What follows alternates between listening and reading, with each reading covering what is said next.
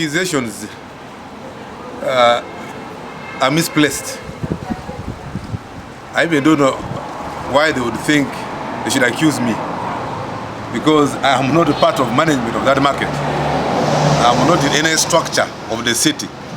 I am not an employee of Soroti City.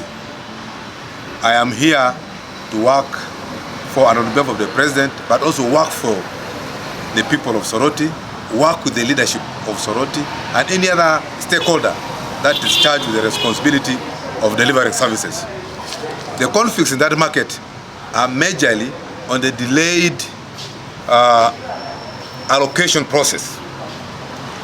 There are many people in that market who have always invited me to help them, but I've always referred them to the city, town clerk, project support officer, because those are people who should be able to handle matters of registration, because they are the ones who know who is a vendor, who is not a vendor, who should be allocated, who should not be allocated. And I'm not part of the allocation committee. I don't sign any document.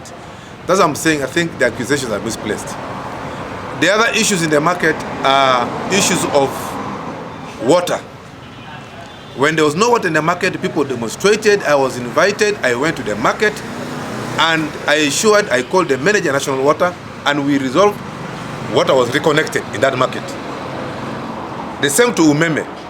Thereafter, I promised the vendors that I'm going to call for a stakeholders meeting involving Umeme and water with the city council to resolve on that matter. I called for that meeting. Thereafter, it was on 25th of May when I called for that meeting in my office. It was resolved that for the issue of water, the city council should clear the outstanding bills of 15 million. It was 22, so far some money has been paid. The outstanding bill currently is 15 million. And so after clearing that bill, we resolved that National Water should now take over management of water in the market, so that every person is having a meter. If you don't pay for that water, it means only you, the individual who has no water. The rest of the sections who are paid will have water. And I thought that was a way forward, a good one. On Umeme, we resolved that we clear the bill which is outstanding. The city council should clear the bill, which I think they are struggling to clear. And once that is done, then we get another company to manage collections of electricity bills. Can you imagine, shortly after our meeting, Umeme sent 3 companies for the city to select one company to manage electricity bills in the market.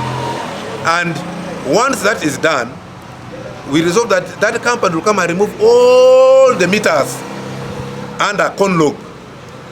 And once those meters are removed, then each lockup, each section will have a meter, a yaka meter, so that you pay for what you are going to consume. Once you don't pay, you don't have power as an individual. That's how far I have gone with the resolving issues of the market as far as Umeme and what is concerned.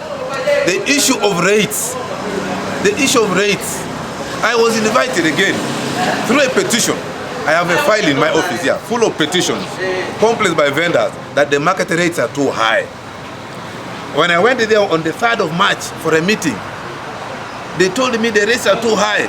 They went for benchmarking, but the city council has refused to have a dialogue with them to determine and agree on the rates to be paid. I promised a meeting between the vendors and the city authorities.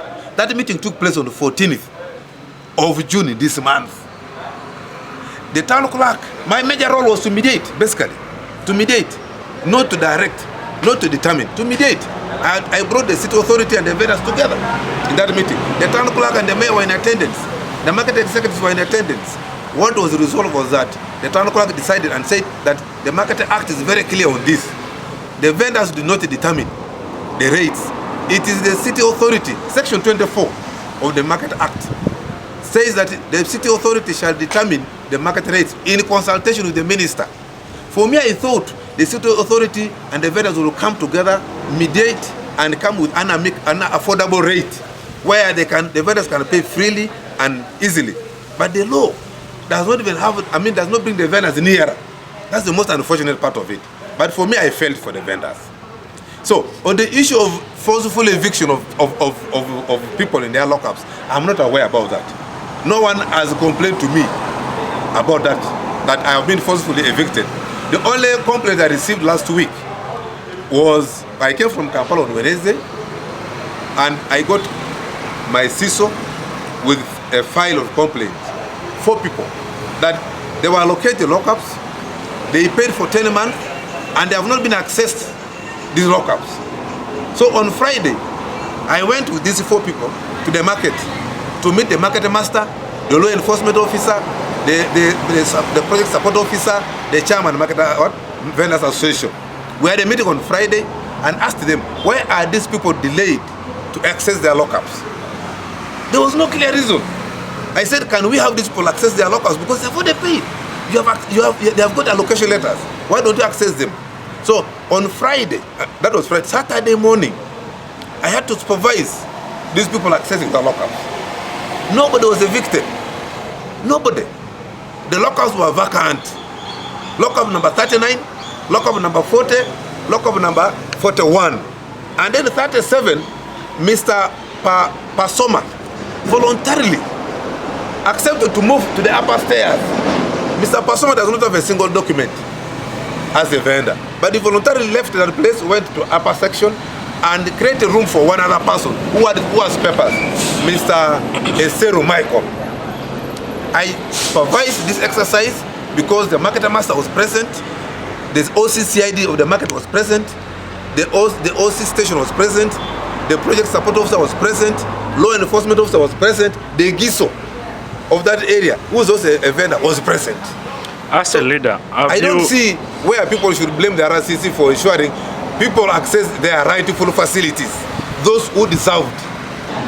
Well, again, when you look at the Market Act, the new law does not provide for that kind of structure. However, for me, I had an interest that we should be able to have leadership of vendors. When I held the meeting in the market on the 3rd of March, one of the issues raised was leadership. That the people who are there as leaders have overstayed over 10 years, and I agreed with the vendors. And therefore, there was need to have new leadership. But you can only have new leadership when the allocation exercise is concluded, so that you have a full register of vendors of that market, who then can be used as voters to elect new leaders. That's why on 14th of June this month, I asked the town clerk why the exercise is taking too long. That process is jeopardizing a number of other activities, including election of new leadership. I, for one, as a leader, believes that there is a need for these vendors to have leadership. Even if the law does not provide for, there is need for them to have their own leadership. They have got a circle which they can manage themselves when there is leadership. When there is no leadership, then even that circle, the puppet will be having, it loses meaning.